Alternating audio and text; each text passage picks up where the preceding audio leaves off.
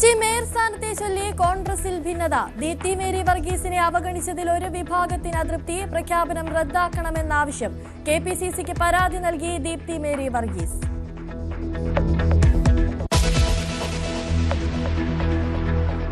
വാളയാർ ആൾക്കൂട്ട കൊലപാതകത്തിൽ പ്രതികളെ ചോദ്യം ചെയ്യാൻ SIT. ഇന്ന് കസ്റ്റഡി അപേക്ഷ നൽകും. കൊലപാതകത്തിന് ശേഷം തമിഴ്നാട്ടിലേക്ക് കടന്നവരെ കേന്ദ്രീകരിച്ചും അന്വേഷണം.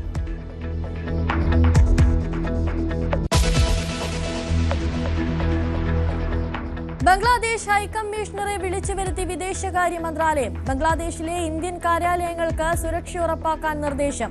ഇന്ത്യക്കെതിരായ പരാമർശങ്ങളിൽ കടുത്ത അതൃപ്തി അറിയിച്ച് കേന്ദ്രം.